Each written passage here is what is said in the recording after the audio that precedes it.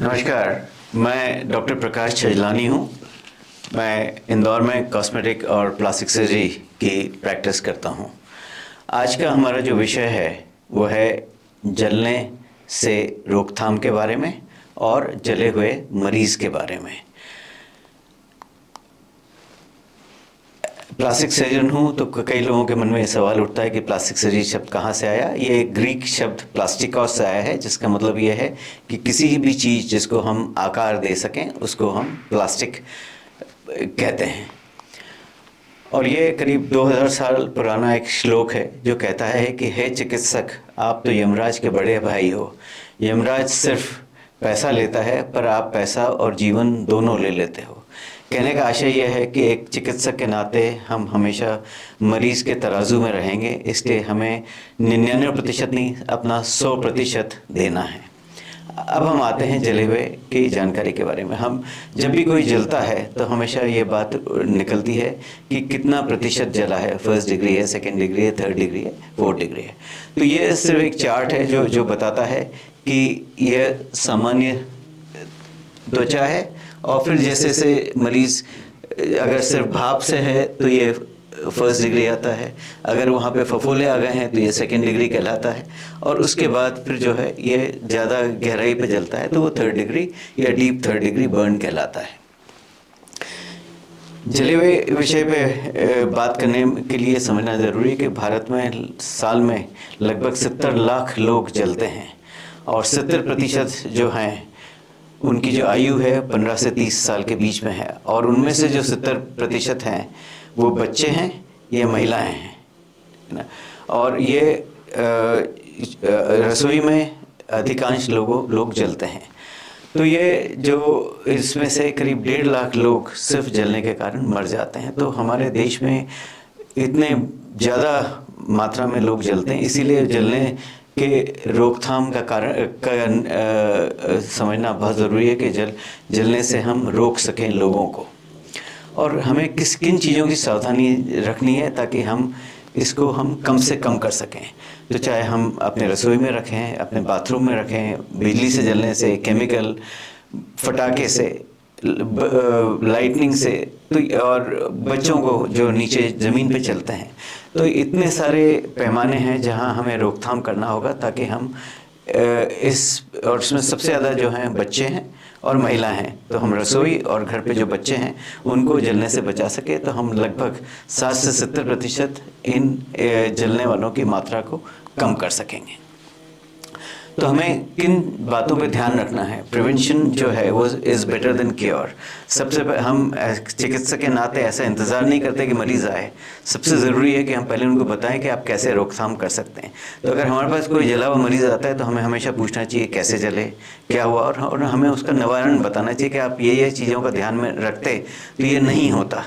तो जो लोग रसोई ज़मीन पे करते हैं वहाँ बहुत सारी महिलाएं और बच्चे जल जाते हैं, क्योंकि बार बार उठने बैठने में उनके कपड़े आग पकड़ लेते हैं या बच्चे वहाँ ज़मीन पे चलते हुए आ जाते हैं। प्रेशर कुकर की जो सीटी है उससे बहुत ज़्यादा प्रेशर कुकर बर्स्ट होते हैं, क्योंकि अधिकांश समय उस सीटी को साफ़ नहीं किया जाता है। प्रेशर कुकर का ढक्कन निकालते हैं, उसको पानी में धोते हैं और वैसे ही रख देते हैं, उस सीटी में चने की दाल या मूँग की दाल के छिलके फंस जाते हैं।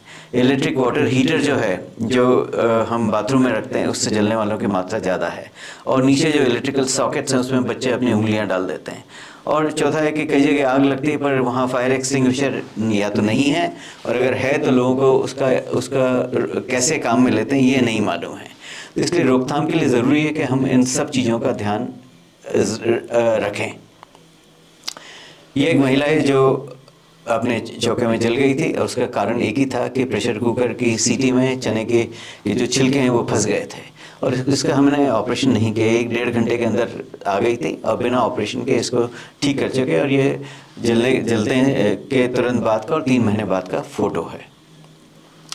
किस तरह की रोकथाम हम कर सकते हैं? प्राइमरी प्रिवेंशन वो होता है कि हम उन चीज़ों को पहले से ध्यान में रखें। हम घर पे या फैक्ट्रियों में जाके या ऑफिस में जाके लोगों को बताएं कि ये समस्या वाली जगह हैं, और हमें इसका निवारण कर देंगे तो हमें जले हुए मरीज़ हमारे कम हो जाएंगे। सेकेंडरी प्रिवेंशन वो होता है कि जैसे ही कोई जला वो तुरंत आ जाए और इलाज करे। और टर्शियरी प्रिवेंशन वो है कि लोग जलने के बाद या जलने के काफ़ी समय बाद आते हैं।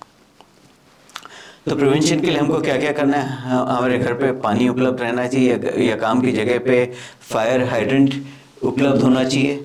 हम किसी भी जगह जाते हैं, चाहे हम होटल में जाते हैं या अपने घर में हैं, हमें पता होना चाहिए कि अगर आग लगे तो भागने की जगह कौन सी है, सीढ़ी कहाँ है, और जब कोई जलता है तो हमें लिफ्ट का इस्तेमाल नहीं करना है। तो अगर कहीं आग लगी है और पूरे घर में आग लगी है, पूरे ऑफिस में आग लगी है, तो हमें ये ध्यान रखना है। इसीलिए हर जगह मार्किंग लगी रहती है। इसलिए किसी भी ऑफिस में जाएं, हॉस्पिटल में जाएं, ऐसी जगह पे जाएं जो पब्लिक के लिए बनी है, तो हमें सबसे पहले ये ध्यान रखना है कि यहाँ से बाहर निकलने की जगह कौन सी है। और अगर इलेक्ट्रिकल फायर है तो ये ध्यान रखना है कि उसके ऊपर सिर्फ रेत डाली जा सकती है, या पाउडर वाला एक्सटिंग्विशर काम में लिया जा सकता है, उसके ऊपर पानी नहीं डाल सकते हैं। तो इसलिए स्विच कहाँ है, मेन स्विच कहाँ है जो हम बंद कर सकें, रेत कहाँ है जिसको हम डाल सकें, और पानी का इस्तेमाल नहीं करना है। इसी तरह और भी जगह हैं। अगर कपड़ों में आग लग गई है तो हम खुद अपने कपड़ों को बुझाने जाएंगे तो उसमें समस्या यह है कि हमारे हाथ जल जाएंगे। तो उसका एक तरीका यह है कि तुरंत पानी डाल लें। जले हुए पे पानी डालना सबसे कारगर इलाज है। पानी डालने से कभी कोई नुकसान नहीं होता है मरीज़ को। यह हमारे को अपने दिमाग में बिल्कुल फिट कर देना है। पानी अगर स्वच्छ है तो उसमें डालने में कोई नुकसान नहीं है। दूसरा जो समझना जरूरी है कि अगर कोई नहीं है तो ज़मीन पे लोट लगाना ज़रूरी है। और तीसरा जो है कि अगर कंबल मिल जाता है, कंबल इसलिए डाला जाता है क्योंकि ठंडी जगह पे पानी डालने की समस्या है, तो हम या तो कंबल में लपेट लें, उससे हम उस जगह की ऑक्सीजन कम कर देते हैं। पर सबसे अच्छा तरीका पानी डाल लें, नहीं है तो ज़मीन पर लोट लगाएं ताकि आग बुझ जाए। दूसरा यह है कि पटाखों से बचने के लिए कि इससे जो जल जाते हैं, पटाखों का इस्तेमाल कम से कम करें। बड़े लोग ही पटाखे चलाएं, बच्चों के हाथ में नहीं दें। ढीले कपड़े नहीं पहने और वहाँ बाल्टी में पानी भर के रखें कि कभी आग लगे तो हम तुरंत उसको बुझा सकें। अगर घर पे गैस का सिलेंडर है और घर में घुसने पे गैस की बदबू आ रही है तो उसका सबसे अच्छा तरीका है कि बिजली का स्विच या बिजली का पंखे का स्विच नहीं दबाएं। सबसे पहले जहाँ गैस है वहाँ जाएं, गैस को बंद करें और वहाँ पे जो खिड़की है, दरवाजे हैं, पर्दे हैं, वो सब हटा दें ताकि उसमें हवा आ सके। बिजली का खटका दबाने जाएंगे तो आग लग सकती है। तीसरा जो है, रसोई वाली जगह वहाँ ढीले कपड़े नहीं पहने, बालों को ढीला नहीं रखें, और प्लेटफॉर्म जहाँ गैस है उसके ऊपर सामने की तरफ कुछ भी खाने का सामान नहीं रखे, क्योंकि हम उसको जब उठाने के लिए जाएंगे ऊपर से तब हमारे कपड़ों में आग लग सकती है। तो रोकथाम सबसे ज़रूरी है। किसी चिकित्सक को अपने मरीज़ों को समझाना। रोकथाम हम करेंगे तो हमारे मरीज़ ही कम हो जाएंगे। और हमें ये समझना ज़रूरी है कि जले हुए मरीज़ बहुत मुश्किल दौर से गुजरते हैं। ये अलग अलग डिग्री हैं जले हुए मरीज़ों के, जिसके बारे में हम आगे मरीज़ समझने के लिए, जब बच्चा या कोई भी जलता है तो जरा सी आग कितना नुकसान कर सकती है समझना, इसलिए रोकथाम सबसे ज़रूरी है। हमने डिग्रीज़ के बारे में बात की थी, तो जैसा हमने बताया कि ये जो है ये सामान्य त्वचा है। फर्स्ट डिग्री बर्न हम उसको कहते हैं जिसमें सिर्फ प्रेशर कुकर की सीटी में से निकला, या हम भाप ले रहे थे और उसमें से स्टीम हमारे ऊपर आ गई, तो ये फर्स्ट डिग्री बर्न है। या जरा सी चाय गिर गई और हमने तुरंत उसको धो लिया पानी से, तो वो फर्स्ट डिग्री बर्न कहलाता है। सेकेंड डिग्री वो है कि वो जैसे दाल गिर गई तो दाल का तापमान चाय या पानी के तापमान से ज़्यादा रहता है, तो वो अगर 1-2 मिनट तक भी रहा तो वो सेकेंड डिग्री बर्न का। और सेकेंड डिग्री बर्न कैसे हम उसको समझते हैं, अगर वहाँ फफोला पड़ जाता है तो वो सेकेंड डिग्री बर्न है। और थर्ड डिग्री बर्न जो उससे ज़्यादा जला हुआ, जहाँ मांसपेशियाँ भी जल गई, वो थर्ड डिग्री बर्न है। अब पानी क्यों डालते हैं कि हम फर्स्ट डिग्री बर्न को सेकेंड डिग्री होने से बचा सकते हैं, सेकेंड डिग्री बर्न को हम थर्ड डिग्री होने से बचा सकते हैं।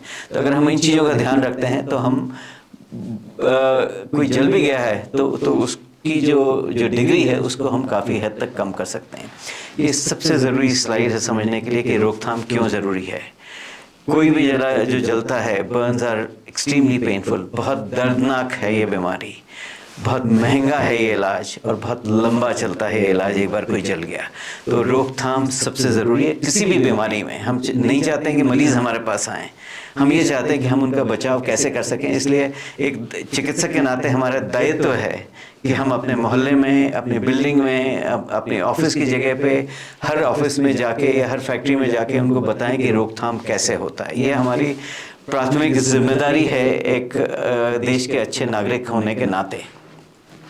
और फिर कौन से वो हैं जिनसे लोग जलते हैं, तो जहाँ पे भी कोई ऊर्जा का स्रोत है, जो कि अक्सर आग रहती है सोर्स, तो इसका थर्मल है सबसे ज़्यादा रहता है, फिर केमिकल है, इलेक्ट्रिकल है, रेडिएशन है, और हमें ये समझना भी ज़रूरी है कि ठंड के कारण भी ज़्यादा बर्फ़ है तो उसमें भी लोग जल जाते हैं, तो बर्फ़ से भी लोग जल जाते हैं।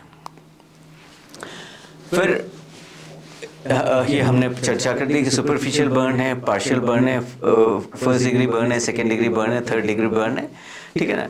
और जो फुल थिकनेस बर्न होता है उसमें हमेशा स्किन ग्राफ्टिंग की ज़रूरत पड़ती है और उसका इलाज लंबा चलता है। फर्स्ट डिग्री और सेकेंड डिग्री कई बार बिना ऑपरेशन के या बिना हॉस्पिटलाइजेशन के भी उनका इलाज हो जाता है अगर हिस्सा सीमित है जहाँ व्यक्ति जला है। और ये अलग अलग बर्न की डिग्रीज हैं जिसके बारे में हमने चर्चा की। अब हम आते हैं मैनेजमेंट की। एक बार कोई जल गया तो उसके लिए क्या करना। तो अगर आग लगी है तो हमें अगर व्यक्ति के कपड़ों में आग लगी है तो उसको हमने चर्चा कर ली कि उस पर पानी डाल दें या वो ज़मीन में लोट लगा लें या कंबल से उसको लपेट दें, उस व्यक्ति को वहाँ से हटा लें क्योंकि वहाँ पे धुआं रहता है या उसको डर लगता है। और फिर जो जला हुआ हिस्सा है उसको खींच के नहीं निकालें, काट के निकाल लें। तो ब्लेड से काट लें और उसको खींचने के बजाय खोल के निकाल लें। और फिर उसके बाद सबसे पहली चीज़ है ये देखें कि मरीज़ बराबर सांस ले रहा है कि ए और बी, एयरवे एंड ब्रीदिंग। व्यक्ति अगर वहाँ बहुत धुआं था तो उसके नाक में उसके फेफड़ों में भी गया होगा, तो वो व्यक्ति सांस ठीक से ले रहा है कि नहीं और उसके एयरवे क्लियर हैं कि नहीं। मतलब अगर उसकी नाक या मुंह में जल गया है तो वो बराबर वहाँ से सांस नहीं ले पाएगा। फिर अगर एयरवे में जला है तो उस मरीज़ को इंट्यूबेट करने की ज़रूरत पड़ती है कि उसमें हमको ट्यूब डालने की और ऑक्सीजन देने की ज़रूरत पड़ सकती है। बर्न के कारण व्यक्ति शॉक में जा सकता है, इसलिए उसको फ्लूइड रिप्लेसमेंट की ज़रूरत है, पेन कंट्रोल करने की ज़रूरत है, फर्स्ट एड की ज़रूरत है, फिर उसको डिटेल में एग्जामिनेशन की ज़रूरत है। और कुछ भी हो मरीज़ को अगर ज़रा से भी संशय हो तो उसको हॉस्पिटल में शिफ्ट कर देना हमेशा बेटर है। फिर दर्द निवारक दवाई देने की ज़रूरत है और फिर उनको समझाने की ज़रूरत है और रिश्तेदारों की कि हाँ इसका इलाज किया जा सकता है। तो सबसे पहली चीज़ है रोकथाम। फिर कोई जल गया तो हम उसकी डिग्री को कैसे कम करें, पानी के द्वारा, फायर एक्सटिंग्विशर के द्वारा, ताकि उसको फैलने से बचा लें, और बाकी जो रोकथाम के इलाज हैं। एक चीज़ और समझना ज़रूरी है, जब भी हम घर छोड़ के कहीं बाहर जा रहे हों तो ये वर्ल्ड वॉर के दौरान ये एक सिस्टम आया था कि हर दरवाजे को बंद करके जाएं कि अगर कभी किसी कमरे में आग लगी तो वो आग दूसरी जगह पे नहीं जाए। ठीक है, तो हम मान लीजिए दीपावली की पूजा की और हमने वहाँ दिया छोड़ दिया, तो उस दिए को एक पानी भर के थाली के अंदर रखें कि अगर कभी कुछ होता है, बिल्ली आ गई या कुछ हो गया और उसमें से घी या तेल फैलता है तो वो पूरी जगह नहीं फैले। और हमेशा दरवाज़ा बंद करके जाएं ताकि वो एक कमरे से दूसरे कमरे में नहीं जाए। ठीक है, फिर ABC सबसे ज़रूरी है। अगर कोई भी ज़्यादा जला है तो उसकी वो सांस ले रहा है कि नहीं, उसके सांस लेने, उसकी नाक और मुंह क्लियर है कि नहीं, क्योंकि वहाँ कोई धुएं के कारण इतना तो नहीं जल गया है मरीज़। और तीसरा यह है कि उसका रक्त का संचार सही हो रहा है कि नहीं। तो ABC हर चिकित्सक को मालूम होना चाहिए, हर व्यक्ति को मालूम होना चाहिए ताकि हम समझ सकें। तो सबसे पहला है रिससिटेशन। अगर वो सांस नहीं ले रहा है तो सबसे पहले ये देखना ज़रूरी है कि व्यक्ति जिंदा रहे। तो हर इलाज में, इमरजेंसी के हर इलाज में ABC सबसे ज़्यादा ज़रूरी है। फिर एक बार हमने ये कर लिया कि मरीज़ की नब्ज़ ठीक है, मरीज़ ठीक से सांस ले रहा है, फिर असेसमेंट ऑफ बर्न शुरू होता है कि इमरजेंसी केयर की पेशेंट की जान को खतरा तो नहीं है। ठीक है, और हर जली हुई जगह है उसका एक अलग ही वो दिखता है और हम उससे घबरा जाते हैं या लोग घबरा जाते हैं उसको देख के। तो किसी को घबराने की ज़रूरत है और हमारा ध्यान वो सबसे ज़्यादा आकर्षित करता है वो जो जली हुई चमड़ी है या जले हुए कपड़े हैं। पर हमें ध्यान रखना है कि किसी भी जले हुए व्यक्ति का हॉलिस्टिक इलाज होता है, उसको एक संपूर्ण इलाज करना है, क्योंकि हो सकता है कोई स्टूल पे जला हो, उसको इलेक्ट्रिक करंट लगा हो और वो गिर गया, तो हमको जो जितना जला हुआ हिस्सा है उस पर ध्यान जाता है। हम ये ध्यान नहीं देते हैं कि वो नीचे गिरा तो उसके हो सकता है उसकी रीढ़ की हड्डी में भी चोट लगी हो, उसकी छाती में चोट लगी हो। ठीक है ना, तो इन चीज़ों को हमें समझना ज़रूरी है कि treat patient as a whole. हमें सिर्फ जले हुए का इलाज नहीं करना है, हमें व्यक्ति का इलाज करना है। फिर सबसे ज़रूरी है कि एक बार कोई जला तो स्टॉप द बर्निंग प्रोसेस। ठीक है, तो उसको ठंडा पानी, उसको पानी डाल दें। ठंडा पानी देने में पानी ज़रूरी है, कंबल में लपेट दें, उस जगह से हटा लें। अगर कपड़े में आग लगी है तो उसको सबसे पहले पानी से भिगाना ज़रूरी है, ठीक है। फिर मरीज़ को लेटा दें, क्योंकि कभी वो बेहोश होने की स्थिति में तो वो लेटा हुआ होगा तो उसको आराम रहेगा। फिर उसके कपड़े निकाल लें काट के, और फिर उसको तब तक ठंडक पहुंचाएं जब तक उसकी जलन और उसका दर्द कम नहीं हो जाए, जिसमें कम से कम 20 से 25-30 मिनट लग सकते हैं, ठीक है। तो और उससे उसकी दर्द भी बहुत कम हो जाता है, और उसको फर्स्ट डिग्री से सेकंड डिग्री पे जाने से रोक सकते हैं, सेकंड डिग्री से थर्ड डिग्री पे जाने से हम रोक सकते हैं। फिर मरीज़ का ओवरऑल एग्जामिनेशन करना ज़रूरी है ताकि हम पूरे मरीज़ का इलाज कर रहे हैं। तो मरीज़ का ब्लड प्रेशर लेना ज़रूरी है, उसकी नब्ज़ हम पहले देख चुके हैं, और अगर हमें हाथ में अगर जल गया तो हम हाथ में नहीं ले सकते, तो पाँव में ब्लड प्रेशर ले सकते हैं। और चारों हाथ पैर जले तो हम एक कपड़ा लगा के उसके ऊपर ब्लड प्रेशर का कफ लगा के और फिर ले सकते हैं।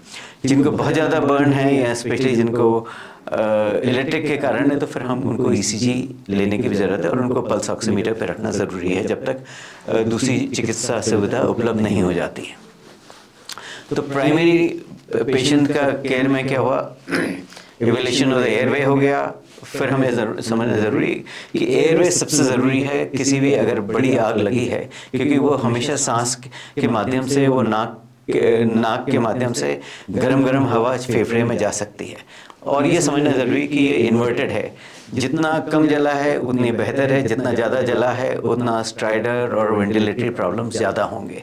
इसलिए एयरवे और सर्कुलेशन दो सबसे ज़्यादा ज़रूरी हैं। और ये रिवर्स पिरामिड समझना ज़रूरी है कि अगर मुंह और नाक का हिस्सा जला है तो मान के चलिए कि फेफड़े में भी नुकसान पहुंचा है। ये बार बार हम इसलिए रिपीट कर रहे हैं कि एवेल्यूशन ऑफ एयरवेज सबसे ज़्यादा ज़रूरी है। और फिर उसको ऑक्सीजन की ज़रूरत पड़ सकती है, ठीक है ना, ब्रीदिंग में असिस्टेंस की ज़रूरत पड़ सकती है, इंट्यूबेशन की ज़रूरत पड़ सकती है, पल्स ऑक्सीमीटर की ज़रूरत पड़ सकती है।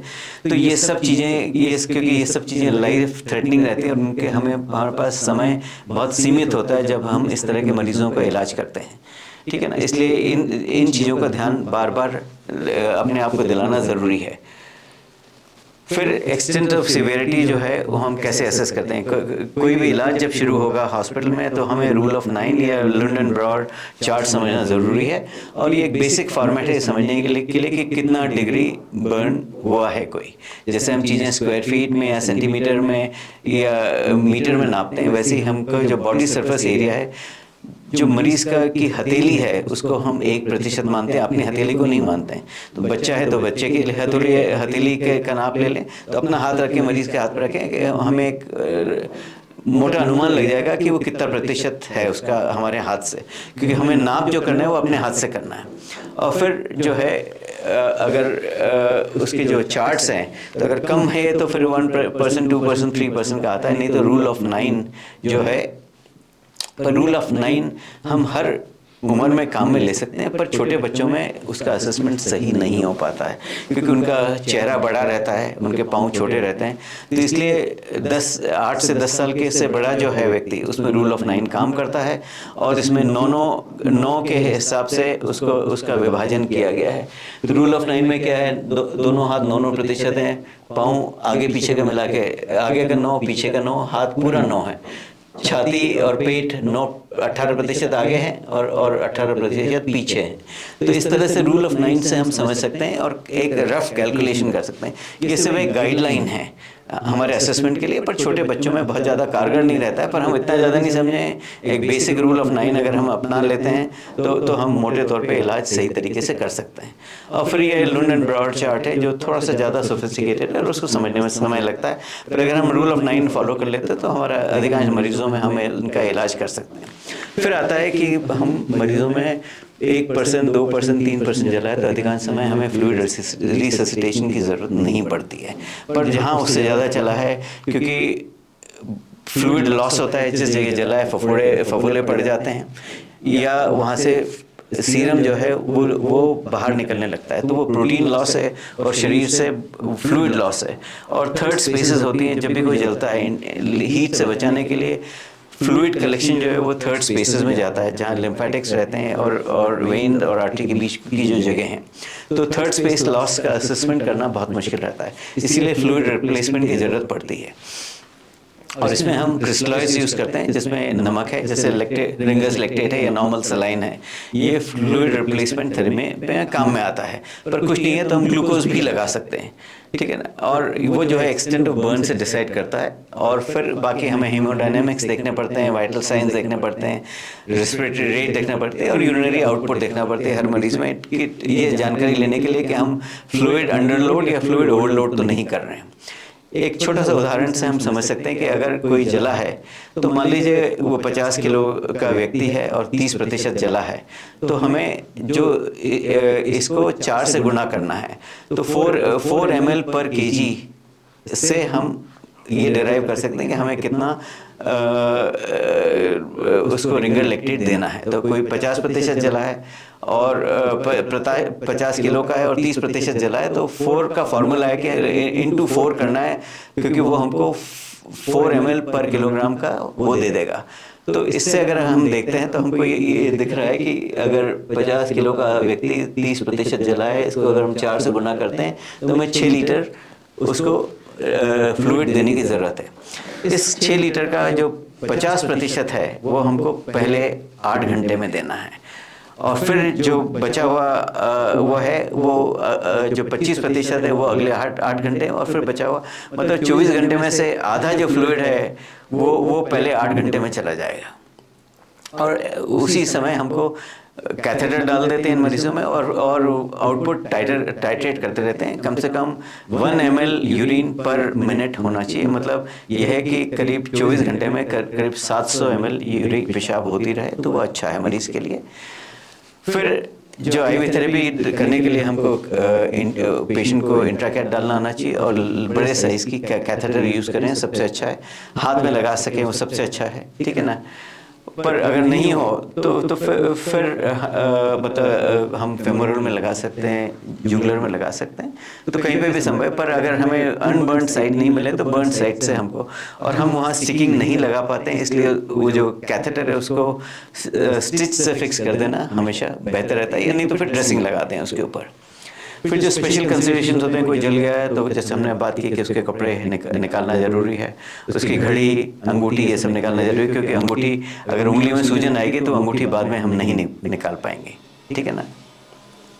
फिर मरीज़ के हाथ और पाँव अगर जलें तो उनको थोड़ा सा ऊपर उठा के रखें ताकि उसमें सूजन कम से कम। फेस पे सूजन जल्दी आती है, इसलिए 15 से 20 डिग्री हमको मरीज़ का चेहरा और छाती ऊपर रखना है, और पेन मेडिकेशन की इनको ज़रूरत पड़ेगी तो हमें उसका ध्यान रखना है।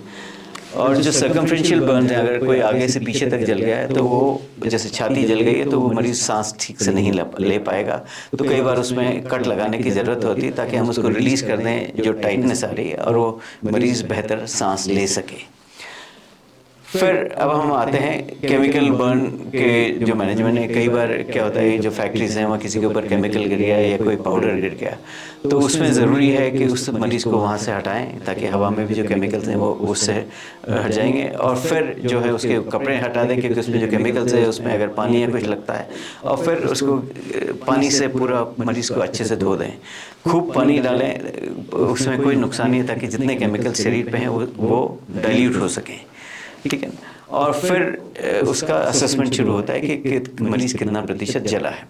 हम अगर केमिकल इंजरी की बात करें तो डेटॉल और सेवलॉन भी केमिकल्स हैं, जिसको अगर हम पूरी मात्रा में, प्योर मात्रा में काम में लेते हैं तो वो भी एक तरह का से जला सकते हैं। इसीलिए हमें बहुत ध्यान रखना है कि इस तरह के जो केमिकल जो घर में भी हैं, या बाथरूम साफ़ करने के लिए जो केमिकल्स काम में लाते हैं, या कास्टिक सोडा है, और टूथपेस्ट से भी होता है, ये समझना ज़रूरी है। हम बार बार इस चीज़ को दोहराते हैं कि अगर कोई जल जाए तो उसका घरेलू इलाज नहीं करें। घरेलू इलाज क्या है? पानी डाल सकते हैं क्योंकि वो घर पे उपलब्ध है, पर उसमें आप पेस्ट नहीं डालिए। किसी भी टूथपेस्ट पे ये नहीं लिखा जाता है कि इससे जले का इलाज किया जाता है। उस पर शाही मत डालिए, चाय मत डालिए, उस पर हल्दी मत लगाइए। कुछ नहीं करना सबसे बेहतर है, और कुछ करना भी है तो शहद लगा दीजिए। घर पे जो खाना पकाने का तेल है वो भी हम लगा सकते हैं, और इन केमिकल से हमको सावधान रहना है। इस महिला को एक छोटा सा तिल था, उसकी नानी ने उसके ऊपर चूना और पाउडर लगा और वॉशिंग पाउडर लगा दिया, और वो तिल का ताड़ बन गया। आप देख रहे हैं कि वो छोटा सा तिल था और वो कितना बड़ा उसको उस जगह पे घाव हो गया, और फिर उसका सर्जरी करके इलाज कर। एक छोटा सा उदाहरण है कि केमिकल बर्न चूने से भी हो जाता है। हम किसी को मसा है कुछ भी है तो हम उस पर चूना लगाते हैं, आपको सावधान रहना है। तो ये छोटी छोटी चीज़ें हम खुद घर पे करते हैं पर ये सही नहीं है। कई बार बेहतर है कि हम कुछ नहीं करें, आग बुझाने के अलावा कुछ नहीं करें, वो ज़्यादा अच्छा है। और ये सब जो है केमिकल बर्न से जले हुए। कोई बाथरूम में रखा हुआ किसी ने बाथरूम में मग में बाथरूम धोने के लिए केमिकल एसिड रखा था, वो अपने ऊपर डाल दिया। और ये सारे केमिकल बर्न से जिससे हम बच सकते हैं अगर हम सावधान रहें। जो लोग ब्यूटी पार्लर जाते हैं वहाँ पे भी लोग जल जाते हैं केमिकल्स के कारण, या जो केमिकल पील होते हैं उससे भी जल सकते हैं। तो उसको भी, ये सारे केमिकल बर्न्स के उदाहरण हैं। फिर हम आते हैं इलेक्ट्रिकल बर्न्स पे। तो इलेक्ट्रिकल बर्न जो है वो 3 तरह के होते हैं। डायरेक्ट कांटेक्ट, अगर हमने वायर को छू लिया, आर्क बर्न और फ्लैश बर्न। आर्क बर्न ये है कि कई लोग हाई टेंशन लाइन के नीचे बैठे रहते हैं और उनके हाथ में लोहे का डंडा या कुछ रहता है, तो 20-30 फीट तक भी आर्क बर्न हो सकता है। तो अगर हम हाई टेंशन लाइन के पास हैं तो हमें अपने हाथ में लोहे की कोई भी चीज़ नहीं रखते, क्योंकि वो आर्क। और फ्लैश बर्न है कि कोई इलेक्ट्रिकल वायर्स आपस में मिले और उससे जो फ्लैश इंजरी होती है, ठीक है ना। और हर इलेक्ट्रिकल बर्न में अगर वायर या डायरेक्ट लाइव कांटेक्ट में आया है तो उसमें वुंड ऑफ एंट्री और वुंड ऑफ एग्जिट, मतलब हमें 2 घाव मिलेंगे, एक जहाँ से बिजली अंदर घुसी और दूसरे जहाँ से बिजली बाहर निकली। और स्किन सबसे ज़्यादा पहले जलती है क्योंकि वो रेजिस्टेंस देती है। अगर गीला है व्यक्ति तो करंट पास हो जाएगा और वो ज़्यादा डेंजरस है क्योंकि वो ज़्यादा नुकसान करेगा। रेजिस्टेंस के कारण क्या होता है कि चमड़ी जलती है और वो करंट को कुछ हद तक रोक देता है। पर वो इलेक्ट्रिकल करंट जो है, क्यों 2 हैं कि वो शरीर में जाता है, क्योंकि शरीर अंदर से गीला रहता है तो अंदर हमारी मांसपेशियों, वेन्स, आर्टरीज के माध्यम से और फिर कहीं से जाके एग्जिट करता है। तो इसीलिए जूते पहनना ज़रूरी है, रबर के जूते पहनना ज़रूरी है। और डायरेक्ट कांटेक्ट, हम जब भी बिजली का काम करें तो कुछ भी नंगे पैर नहीं करें, नंगे हाथ भी नहीं करेंगे, ग्लव्स पहन सकें तो बेहतर है। और किसी कागज़ के ऊपर, लकड़ी के ऊपर खड़े होकर काम करें। फिर इसमें भी फिजिकल एग्जामिनेशन हर बर्न में ज़रूरी है, ये देखने के लिए कि कितना प्रोग्रेशन हुआ है, कितना इलेक्ट्रिकल। पर उसमें असेसमेंट बहुत कम हो पाता है क्योंकि अंदर से तो घर पे कोई जलाए तो 250 वोल्ट का करंट था कि 400 का था कि 32,000 वोल्ट का था। और इसीलिए इनका ECG मॉनिटरिंग और सब ज़रूरी है ताकि वो दिखा देता है कि पेरिकार्डियल इंजरी वगैरह तो नहीं हुई है। फिर इनके मैनेजमेंट भी IV फ्लूइड से होता है। इनको थोड़ा ज़्यादा IV फ्लूइड का रिक्वायरमेंट है क्योंकि मसल डैमेज, मायोग्लोबिन ज़्यादा होता है, इसलिए इनका यूरिन आउटपुट 1 के बजाय 1.5 ml तक रहे तो ज़्यादा, मतलब कम से कम 1 लीटर आउटपुट होना चाहिए 24 घंटे में। और ये सब इलेक्ट्रिकल बर्न के उदाहरण हैं जो लापरवाही के कारण हुए हैं। अगर ये हाथ में ग्लव्स पहने होते या पाँव में जूते पहने होते या electric line, high tension line के नीचे लोहे का कुछ लेके नहीं जा रहे होते तो इन सब जले हुए मरीजों से जलने से बचा जा सकता था। फिर हम आते हैं कि अगर कोई जल गया तो और उसको इलाज की ज़रूरत है तो बर्न ड्रेसिंग की किस चीज़ से की जाती है। हमारे पास अगर घर पे कुछ नहीं है या जहाँ जला है व्यक्ति तो सिर्फ साफ़ कपड़ा डाल दीजिए, वो नहीं है तो प्लास्टिक की शीट डाल दीजिए, जो जला हुआ कपड़ा है वो निकाल दीजिए और प्लास्टिक की शीट या सिर्फ साफ़ कपड़ा डाल दीजिए। और अगर फिर भी आपने कुछ करना है तो हम शहद लगा सकते हैं या खाने का तेल उसके ऊपर डाल सकते हैं। और दवाई का जो इलाज है वो सिल्वर सल्फाडाइजिन क्रीम सबसे कारगर है। जो 1% सिल्वर सल्फाडाइजिन क्रीम है वो काम में लेना चाहिए। वो जेल से इसलिए बेहतर होता है कि वो लंबे समय तक रहता है। पर बेहतर ये कि हम डॉक्टर के जाने के पहले कुछ भी नहीं लगाएं। बर्नॉल भी नहीं लगाना है, शाही, चाय की पत्ती, पेस्ट कुछ नहीं लगाना है। शहद या तेल के अलावा कुछ नहीं लगाएं क्योंकि वो पारदर्शी होता है, दिखेगा। अगर हमने उसमें सिल्वर कोई सा मेडिकेटेड क्रीम भी लगा लिया तो फिर वो उसको हटाने के बाद ही उसका असेसमेंट हो पाता है। फिर अगर कम जला है तो उसका घर पे इलाज हो सकता है, सिल्वर सल्फाडाइजिन क्रीम ले लीजिए, या अगर नहीं है तो आप नैनो क्रिस्टलाइन जेल भी ले सकते हैं। या और फिर डॉक्टर अगर देख रहा है छोटा हिस्सा जला है तो कोलेजन ड्रेसिंग भी कर सकते हैं। तो एक होता है ओपन मेथड ऑफ ड्रेसिंग, जैसे चेहरा जला है या हाथ जला है, छोटा हिस्सा है तो उसको हम खुला रख के इलाज कर सकते हैं, उसमें पट्टी की ज़रूरत नहीं है, जो हमने ऊपर के हिस्से में देखा है। जो क्लोज मेथड ऑफ ड्रेसिंग है उसमें हम मरीज़ को उस जगह को साफ़ कर सकते हैं, सिल्वर सल्फाडाइजिन क्रीम लगा दें, पैराफिन गॉज लगा दें और फिर कॉटन पैड से ड्रेस कर सकते हैं। तो बड़ा हिस्सा जला है या छाती पे जला है तो कपड़े पहनना मुश्किल होगा। ये बच्चा जला है तो बेहतर होता है कि क्लोज ड्रेसिंग करें। और सिर्फ चेहरा या हाथ का छोटा सा हिस्सा है, कोई घर पे खाना बना रहा था, जरा सा तेल गिर गया या स्टीम से जल गया तो उसका ओपन ड्रेसिंग से इलाज हो सकता है। और क्लोज मेथड के बारे में भी हमने आपको जाना। और ये जो है ये बायोलॉजिकल ड्रेसिंग है, ये बच्ची जल गई थी, इसमें हमने कोलेजन शीट लगाई है ताकि हमको बार बार ड्रेसिंग करने की ज़रूरत नहीं करनी थी। ये बायोलॉजिकल ड्रेसिंग है एक तरह की। और ये जैसे मैंने बताया कि ये महिला थी, इनका प्रेशर कुकर बर्स्ट हो गया था, क्योंकि जो सीटी है जो प्रेशर कुकर में लगती है, हम कई बार क्या होता है प्रेशर कुकर का ढक्कन खोलते हैं, उसको पानी के नीचे रखते हैं और टांग देते हैं। हर बार सीटी निकालना ज़रूरी है, उसको अच्छे से साफ़ करना ज़रूरी है और देखना ज़रूरी है कि उसके अंदर कोई छिलके फंसे हुए तो नहीं हैं। ये घर पे सबसे आम होने वाले प्रेशर कुकर जब बर्स्ट होता है तो एक मिसाइल जैसा रहता है और बहुत ज़्यादा नुकसान करता है। इनकी सर्जरी की ज़रूरत नहीं पड़ी, ये भाग्यशाली थी, पर बहुत ज़्यादा नुकसान हो सकता है। फिर जिनको सर्जरी की ज़रूरत है उसमें स्किन ग्राफ्टिंग की जाती है। तो जो घाव 3 हफ्ते में नहीं भर रहा है उसको एक स्पेशलाइज्ड चिकित्सक की ज़रूरत है, चाहे जनरल सर्जन हो या प्लास्टिक सर्जन हो। तो अगर 3 हफ्ते में कोई घाव नहीं भरा है तो मान के चलिए कि उसमें स्किन ग्राफ्टिंग की ज़रूरत पड़ेगी। ठीक है, तो स्किन ग्राफ्टिंग जो है वो कोई सर्जन ही कर सकता है। और ये जो है ये इस तरह से चमड़ी निकाली जाती है, जो हम देख रहे हैं ये बहुत पतली चमड़ी रहती है, और क्योंकि इसीलिए पारदर्शी है। इतनी पतली चमड़ी इसलिए निकालते हैं कि 2 से 3 हफ्ते में वहाँ नई चमड़ी आ जाती है। ये मशीन डर्माटोम से स्किन निकाला जा रहा है और इतनी पतली रहती है कि अगर आप ये किसी लिखे हुए कागज़ पर रखेंगे तो आप उसको पढ़ भी सकते हैं। तो पतले ग्राफ्ट इसलिए निकाले जाते हैं क्योंकि उसमें हम वहाँ पे नई चमड़ी वापस आ जाती है। नहीं तो क्या हम एक चीज़ का इलाज करने जा रहे हैं और हम दूसरा घाव पैदा कर रहे हैं। और जैसे ये डीप बर्न्स है तो डीप बर्न्स में एस्टेरेक्टमी हो सकती है कि जो सफ़ेद चमड़ी दिख रही है 3rd डिग्री बर्न है, उसको हम पहले निकाल देते हैं और फिर ये मैनुअल इंस्ट्रूमेंट है, हम्बीज नाइफ कहलाता है, जिससे हम स्किन ग्राफ्ट निकाल सकते हैं। तो 2nd और 3rd डिग्री बर्न में इंटरवेंशन, सर्जिकल इंटरवेंशन की ज़रूरत रह सकती है। अर्ली 2nd डिग्री बर्न है, सुपरफिशियल है तो वो कई बार ठीक हो जाते हैं, पर बड़ा एरिया है तो उन्हें भी सर्जरी, तो उसमें जो एस्चर या जो एक परत बन जाती है वो 2 से 3 हफ्ते में अलग होती है और फिर उनको स्किन ग्राफ्टिंग की ज़रूरत पड़ सकती है।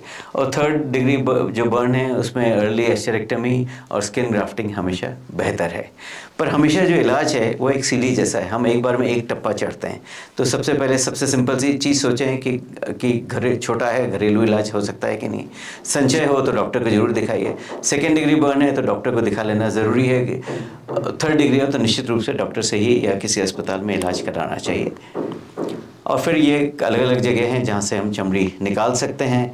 जो चमड़ी निकालते हैं तो ये ऑपरेशन थिएटर का है जहाँ चमड़ी निकाली गई है। ये 2 हफ्ते में नई चमड़ी आ गई है और ये करीब 4 से 6 महीने बाद देखेंगे तो पता भी नहीं चलेगा कि वहाँ से कोई चमड़ी निकाली थी। और ये किस तरह से हील होता है, इसीलिए चमड़ी निकालने के बावजूद वो घाव अपने आप ठीक हो जाता है और उसको हमें कुछ भी करने की ज़रूरत नहीं पड़ती है। अगर कोई छोटा हिस्सा जला है तो हम एक तरह की ये पॉलीथीन ड्रेसिंग है कि उसको हम पानी से साफ़ कर सकते हैं। और पॉलीथीन के ये जो ग्लव्स हैं ये हर रेस्टोरेंट में हमको देखते हैं कि सब लोग पहनते हैं और आराम से ये मिल जाते हैं किसी भी दवाई की दुकान पे। तो क्रीम लगा के, ताकि क्या है कि हाथ फिर भी काम में लिया जा सकता है, कि पूरी ड्रेसिंग लगा लेंगे तो हाथ हम काम में नहीं ले पाते हैं। ये मैश ग्राफ्टिंग है, कोई ज़्यादा जलता है तो सिर्फ स्किन ग्राफ्ट काम नहीं करता है, इस ग्राफ्ट को मैश कर देते हैं ताकि हम उसको 2 गुना या 3 गुना या 4 गुना तक बढ़ा सकें, ताकि कम चमड़ी में हम ज़्यादा से ज़्यादा काम कर सकें। और ये तरह तरह के ग्राफ्ट्स लगे हुए हैं, हम full thickness, split thickness graft जिन मरीज़ों में लगाते हैं। और जैसे मैंने बताया था कि स्प्लिट थिकनेस स्किन ग्राफ्ट इतना पतला होता है कि हम उससे जो लिखा हुआ है उसको पढ़ भी सकते हैं। और इतना पतला इसीलिए होता है कि ताकि हमने जहाँ से निकाला है वहाँ पे भविष्य में चमड़ी जल्दी से जल्दी वहाँ आ जाए। और ये समझना ज़रूरी है कि जब जलेबा का मरीज़ का सही समय पे इलाज नहीं होता है तो उनको कॉन्ट्रैक्चर्स डेवलप हो जाते हैं। कॉन्ट्रैक्चर्स किसको बोलते हैं? आप देख रहे हैं कि ये चमड़ी अपनी गर्दन ऊपर नहीं ले जा पा रहा है और यहाँ देख रहे हैं ये हाथ लंबा नहीं कर पा रहा है। ये वही व्यक्ति है जिसका चेहरे का ऑपरेशन हुआ, गर्दन का ऑपरेशन हुआ और हाथ का ऑपरेशन हुआ, तब वह उसको काम में ले पाया। अगर इनका समय पे इलाज हो जाता है तो इनके कॉन्ट्रैक्चर्स कम से कम हो जाएंगे और इनको बाद में बड़ी सर्जरी की ज़रूरत नहीं पड़ेगी। और फिर अगर 2 से 3 हफ्ते में अगर जब घाव नहीं भर रहा है अगर उसी समय चमड़ी लगा दी तो ऐसी स्थिति नहीं आएगी जैसा हम इस बच्चे में देख रहे हैं। ये सीवियर कॉन्ट्रैक्चर है और बिना स्किन ग्राफ्ट के इनका करेक्शन नहीं हो सकता है। और जब भी कोई जलता है या जब भी कोई घाव होता है तो वहाँ पर चमड़ी ऊपर उठने की पूरी संभावना रहती है, और इसको हम कीलॉइड या हाइपरट्रॉफी स्कार बोलते हैं। इसीलिए जले हुए मरीजों का इलाज लंबे समय तक चलता है। उससे वो ऑपरेशन कर देना पर्याप्त नहीं है, उनको लंबे समय तक कॉम्प्रेशन ड्रेसिंग्स देनी पड़ती हैं, उनको लंबे समय तक स्प्लिंट्स लगाने पड़ते हैं ताकि वहाँ पे हाइपरट्रॉफिक स्कार नहीं हो। तो ये आप देख रहे हैं कि ये सब कॉम्प्रेशन ड्रेसिंग्स हैं, गर्दन में कॉलर लगी हुई है, ये हाथ में स्प्लिंट लगे हैं कि उसको वापस मुड़ने से बचाया जा सके। और इसीलिए सिर्फ जले का एक बार अस्पताल में इलाज करा के लंबे समय तक प्लास्टिक सर्जन के संपर्क में रहना ज़रूरी है, ताकि उसका कारगर और सही तरीके से इलाज हो सके, और वो इलाज लंबे समय तक चलता है। और सिंगल इलाज नहीं चलता है, मल्टी मोडालिटी ट्रीटमेंट होता है, बहुत सारी चीज़ें एक साथ करनी पड़ती है। फिर जिस जगह आग लगी है हमें समझना ज़रूरी है कि कई बार गैस कार्बन मोनोऑक्साइड वहाँ बहुत ज़्यादा निकलता है और उससे भी पॉइजनिंग हो सकती है।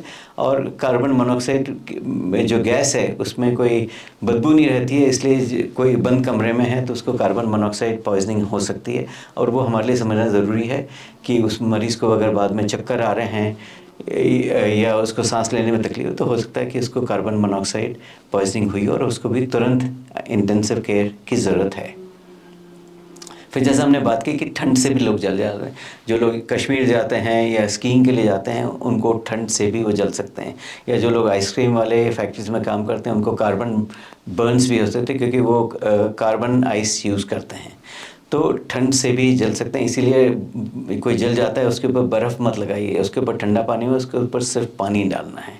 तो कोल्ड बर्न्स का कारगर तरीका है कि उसको वहाँ से हटा लें और उसको धीरे धीरे वार्म करें, और अगर जूते या कपड़े गीले हैं तो वो हटा लें ताकि हम उसको रोक सकें। और फिर एक दो तीन और तरह की जो इंजरी, एक लाइटनिंग है कि अगर कोई बिजली चमकती है, इसलिए कहते हैं जब बिजली कड़क रही हो तो किसी झाड़ के नीचे नहीं खड़े हों, खुली जगह पे खड़े हों, क्योंकि वहाँ पे बिजली से जलने की संभावना कम से कम है। और इनको हमेशा हॉस्पिटल ले जाना ज़रूरी है, क्योंकि ये कम जलते हैं पर इनकी इंटेंसिटी ज़्यादा हो सकती है, क्योंकि लाइटनिंग में जो करंट है उसकी इंटेंसिटी बहुत ज़्यादा रहती है। ठीक है, तो इनको तुरंत हॉस्पिटल ले जाना ज़रूरी है। और फिर रेडियो एक्टिव बर्न्स हैं, जो लोग एक्सरे यूनिट्स में काम करते हैं, जो रेडियो एक्टिव सब्सटेंस से काम करते हैं, वहाँ समझना ज़रूरी है कि अल्फ़ा बीटा और गामा तरह के बर्न्स होते हैं और उनका हॉस्पिटल में ही मैनेजमेंट हो सकता है। एक चीज़ समझना ज़रूरी है, जो सबसे ज़रूरी है कि रोकथाम सबसे ज़्यादा ज़रूरी है। एक बार जो जल गया चाहे उसका इलाज हो जाए। ये महिला पहले से बहुत बेहतर दिख रही है, पर कभी भी वो 100% हम उसको चक्र को वापस घुमा के नहीं ले जा सकते कि जो था ओरिजिनल वो हो जाए। इसलिए हर बीमारी का रोकथाम सबसे प्राथमिक है और फिर इलाज उसके बाद आता है। ये बहुत बेहतर है पर वो सामान्य नहीं है। ठीक है, तो हम वापस से देख रहे हैं कि क्या क्या ज़रूरी है। ये सब रिवीजन है कि हम पटाखों से बचें, नहीं चलाएं, सबसे अच्छा कम से कम चलाएं, बड़े लोग चलाएं, और चलाते समय वहाँ पानी रखें। ठीक है ना, गैस रात को सोते समय हमेशा गैस का सिलेंडर बंद करें और एक खिड़की खुली रखें। ठीक है, कहीं पे भी दिया या मोमबत्ती या अगरबत्ती नहीं छोड़ें जलती है। घर से हम जा रहे हैं तो इन सबको बुझा के जाएं, और अगर फिर भी रखना है तो पानी की थाली के अंदर रखे जाएं। ठीक है, ढीले कपड़े नहीं पहने जब हम पटाखे चला रहे हो, रसोई में काम कर रहे हैं तब ढीले कपड़े नहीं पहने। इलेक्ट्रिकल कनेक्शन से संभल कर रहें, बच्चों को उनसे दूर रखें, नीचे इलेक्ट्रिकल सॉकेट्स खुले हुए नहीं रखें, इलेक्ट्रिकल जो रॉड रहते हैं उनसे बचें। ठीक है, और जहाँ पे भी आग जल रही हो, चाहे दिया हो या मोमबत्ती हो, उससे हमेशा दूर संभल के चलें। तो ये जले हुए से रोकथाम के बारे में था और उसके उपचार के बारे में था। हम चाहते हैं कि हमारे पास कोई भी जला हुआ व्यक्ति नहीं आए, तो हम समाज के लिए क्या कर सकते हैं ये ज़रूरी, इसलिए मैंने काफ़ी समय आपको रोकथाम के बारे में बताने के लिए दिया है। हमारी एक वीडियो चैनल पे जिसमें आपको करीब 80 वीडियोस मिल जाएंगे, जिसमें प्लास्टिक सर्जरी के बारे में आपको जानकारी मिल जाएगी। आपने अपना इतना कीमती समय दिया, बहुत बहुत धन्यवाद। और आगे भी हम आपको बहुत सारी जानकारी प्लास्टिक सर्जरी के बारे में देते रहेंगे। बहुत बहुत शुक्रिया आपका हमें सुनने के लिए। नमस्कार।